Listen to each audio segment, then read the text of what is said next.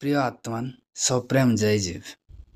ସଦ୍ଗୁରୁଦେବ ଶିବମୁନି କୁହନ୍ତି, ମୁଁ ଈଶ୍ୱରଙ୍କୁ ଦର୍ଶନ କରିଛି, କିନ୍ତୁ ଏଇ ଆଖିରେ ନୁହେଁ, ଜ୍ଞାନରେ, ବାହାରେ ନୁହେଁ, ଭିତରେ। ଅଲଗା ନୁହେଁ ନିଜଠାରେ, ସେ ଅନ୍ୟ ନୁହେଁ, ଆମ୍ଭର ଆତ୍ମା ଅଟେ। ଏହାକୁ ବୁଝ, ଏହାର ଗୂଢ଼ ଅର୍ଥ ଉପରେ ବିଚାର କର। ପ୍ରକୃତ ଶାନ୍ତି ଓ ପ୍ରକୃତ ଆନନ୍ଦ ଏହି ଜ୍ଞାନର ଭିତରେ ରହିଛି। ଆତ୍ମା ହିଁ ଈଶ୍ୱର ଅଟେ। ଆତ୍ମାର ହିଁ ଅନ୍ୟ ନାମ ଈଶ୍ୱର ଅଟେ। ଆତ୍ମାର ଏହି ଈଶ୍ୱରୀୟ ନାମ ଆତ୍ମାର ସେହି ଅନନ୍ତ ଓ ଅନିବର୍ଜନୀୟ ଶକ୍ତିର ସ୍ମରଣ କରାଏ, ଯାହା ମନୁଷ୍ୟର ହୃଦୟରେ ଉତ୍ସାହ, ବିଶ୍ୱାସ, ଶ୍ରଦ୍ଧା, ବଳ, ଜ୍ଞାନ ଓ ଆନନ୍ଦରେ ଭରିଯାଏ। ଅତଃ ସବୁ କାର୍ଯ୍ୟର ପୂର୍ବରୁ ଆତ୍ମାର ଈଶ୍ୱରୀୟ ଶକ୍ତି ସ୍ମରଣ କରିନେବା ଶାନ୍ତି, ଆନନ୍ଦ, ସଫଳତା ଓ କଲ୍ୟାଣକୁ ପ୍ରାପ୍ତ କରିବାର ସର୍ବୋତ୍ତମ ସାଧନ ଅଟେ। କୁହ ନାହିଁ ଯେ ଈଶ୍ୱର ମୋର ସହାୟତା କର। ଯଦି କହିବାର ହିଁ ଅଛି, ତେବେ କୁହ ଯେ ହେ ଈଶ୍ୱର, ମୋତେ ଏପରି ବଳବାନ କର ଯେ ସହାୟତା ମାଗିବାର ଆବଶ୍ୟକତା ହିଁ ନ ପଡ଼ୁ। ଯେତେ ଆମ୍ଭର ବଳ ବଢ଼ିବ, ସେତେ ହିଁ ଆମ୍ଭର କଠିନରୁ କଠିନ କାମ ବି ସହଜ ହୋଇଯିବ। ବଳବାନ ସହ ଲଢ଼ିବାରେ ବଳ ବଢ଼େ। ଯାହା ଆଗରେ କଠିନତା ନାହିଁ, ତାହାର ବଳର ଆବଶ୍ୟକତା ହିଁ କ'ଣ ଅଛି? ଆଉ ଯାହାର ଆବଶ୍ୟକତା ନାହିଁ, ତାହାର ବଳ କ'ଣ ହେବ? କଠିନତା ଗୁଡ଼ିକର ଯୁଦ୍ଧ ଆମନ୍ତ୍ରଣ ସ୍ୱୀକାର କର, ତାଙ୍କୁ ପରାସ୍ତ କର। ଏଥିରେ ଆତ୍ମାକୁ ଶାନ୍ତି ଓ ହୃଦୟକୁ ସୁଖ ମିଳିବ। କଠିନ ପରିସ୍ଥିତିକୁ ନିନ୍ଦା କର ନାହିଁ। ବହୁତ ବିଚାର କରିବାରେ ଜଣାପଡ଼ିବ ଯେ ତାହା ତୁମ୍ଭ ପାଇଁ ଆବଶ୍ୟକତା ଥିଲା। ଯଦି ତାହା ହୋଇନଥାନ୍ତା, ତେବେ ତୁମ୍ଭର ଏତେ ଉନ୍ନତି ହୋଇପାରିନଥାନ୍ତା, ଯାହା ଏବେ ହେଉଛି।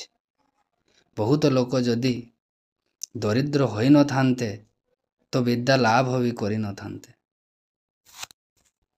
ଅତଃ ନିଜର କଠିନରୁ କଠିନ ପରିସ୍ଥିତିକୁ ସ୍ୱାଗତ କର।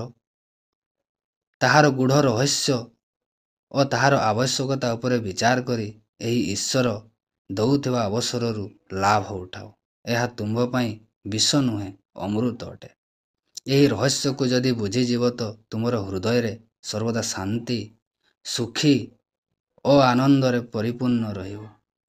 କଠିନ ପରିସ୍ଥିତି ଓ ଜୀବନ ସଂଗ୍ରାମକୁ ଦେଖି କେବେ ଡର ନାହିଁ। ସଂଗ୍ରାମରେ ହିଁ ଜୀବନ ଓ ଆନନ୍ଦ ଅଛି। ବେକାର ଲୋକ ଜିଅନ୍ତା ହିଁ ମୁର୍ଦାର ଅଟେ। ସତ କଥା ଓ ସତ ଜ୍ଞାନକୁ ଜାଣ। ତୁମ୍ଭର ଏହି ସଂସାର ହିଁ ତୁମ୍ଭ ପାଇଁ ସ୍ୱର୍ଗ ରୂପ ହେବ। ବଡ଼ ବଡ଼ ମହାତ୍ମା ଓ କର୍ମବୀରମାନେ ଯାହା କିଛି କରିଛନ୍ତି, ତାହା ବାହାର ଜ୍ଞାନରୁ ନୁହେଁ, ଭିତର ଜ୍ଞାନରୁ। ଶରୀର ବଳରୁ ନୁହେଁ, ଆତ୍ମବଳରୁ। ସେହି ଆତ୍ମବଳରୁ ଯେଉଁଠି ସବୁ ଶକ୍ତିର, ସବୁ ବଳର, ସବୁ ଜ୍ଞାନର ଓ ସବୁ ସୁଖ ଓ ସବୁ ଆନନ୍ଦର କେନ୍ଦ୍ର ଅଛି।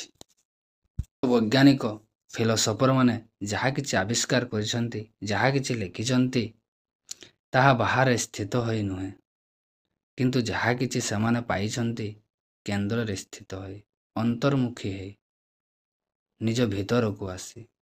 ଈଶ୍ୱରକୁ ନିଜର ପରିସ୍ଥିତି ଓ କାମ ଗୁଡ଼ିକର ସହଜ କରିବାକୁ କୁହ ନାହିଁ। ଏଥିରେ ଇଚ୍ଛା କର ନାହିଁ ଯେ ତୁମର କର୍ତ୍ତବ୍ୟ କର୍ମ ସହଜ ହୋଇଯାଉ। ଏଥିରୁ ଭଲ ତ ଏଇଆ ଅଟେ ଯେ ତୁମେ ଶକ୍ତିମାନ ହେବାକୁ ଇଚ୍ଛା କର। ଭାବନା କର ଯେ ମୁଁ ଏଭଳି ଶକ୍ତିମାନ ହୋଇଯାଏ ଯେ କଠିନରୁ କଠିନ କାମ ବି କରିପାରିବି। ସହଜ କାମ ପାଇବାର ଭାବନା କର ନାହିଁ, ବଳର ଇଚ୍ଛା କର। ସହଜ କାମ ମିଳିବାର ଭାବନା କରିବା ବ୍ୟର୍ଥ ଅଟେ। କଠିନରୁ କଠିନ ପରିସ୍ଥିତି ଗୁଡ଼ିକର ବି ସମ୍ମୁଖୀନ ହେବାକୁ ପ୍ରସ୍ତୁତ ରୁହ। ଏହାଦ୍ୱାରା ତୁମର ଶରୀର ବଳବାନ ହେବ, ଆତ୍ମା ବଳ ବଢ଼ିବ ଓ ହୃଦୟକୁ ଶାନ୍ତି ମିଳିବ। ତୁମ୍ଭେ କ'ଣ ନ କରିପାର, କିନ୍ତୁ ତୁମ ଭିତରେ ବିଶ୍ୱାସ ନାହିଁ। ଅନ୍ଧବିଶ୍ୱାସ କାରଣରୁ ତୁମେ ଡରୁଛ। ନିଜର ପ୍ରକୃତ ସ୍ୱରୂପକୁ ଜାଣି ନିର୍ଭୟ ହୋଇଯାଅ। ସବୁ ବିପତ୍ତି, ସବୁ କଠିନତା ଓ ସବୁ ଦୁଃଖ ସେହି ଦିନ ଛାଡ଼ିଯାଏ, ଯେଉଁ ଦିନରୁ ଏହି ମନୁଷ୍ୟ ନିର୍ଭର ହୋଇଯାଏ। ଯେଉଁ ସମୟରୁ ଏହି ମନୁଷ୍ୟ ଭୟକୁ ନିଜ ହୃଦୟରୁ ବାହାର କରିଦିଏ, ସେହି କ୍ଷଣି ଅସମ୍ଭବ ବି ସମ୍ଭବ ହୋଇଯାଏ।